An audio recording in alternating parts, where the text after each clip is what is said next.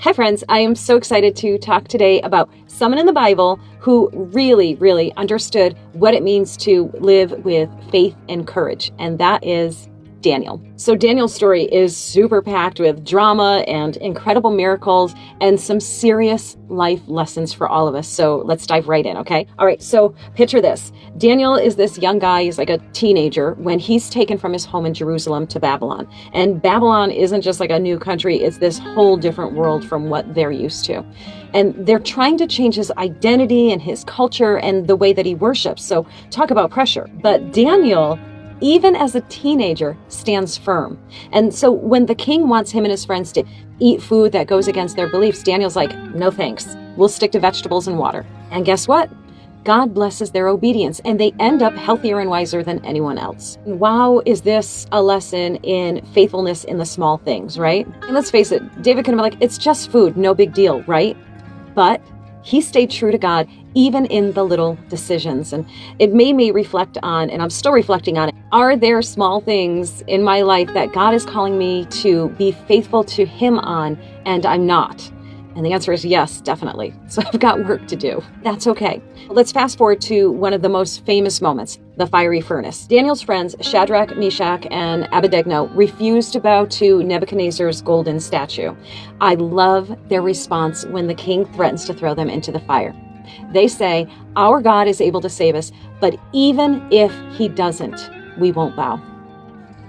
That is faith, no matter what the outcome. Into the fire they go, and what happens? The king looks in and says, wait a minute, didn't we throw 3 people into the fire? Why do I see 4? That 4th figure is a reminder that God doesn't always take us out of the fire, but He walks with us through it. And that, of course, leads us to another reflection moment where we can just think about what fires we're facing in our own lives, and that we have to remember that we're not alone. Okay, let's move on to the writing on the wall, which, by the way, I never knew that that's where that phrase came from. Now I know.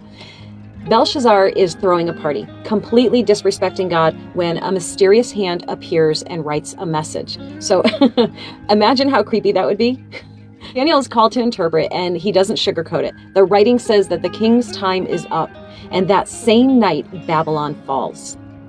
What's the lesson in that? Well, the lesson is that God is sovereign over all kingdoms, all leaders, and all situations. No matter how chaotic the world seems, God is in control. And finally, everybody's favorite, we saved it for last, the lion's den. This part always gets me. Daniel is now an old man, still praying faithfully to God, even when it becomes illegal.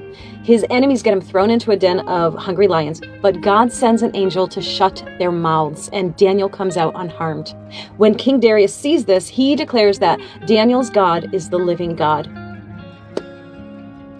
There may be a day that I don't get emotional telling these stories.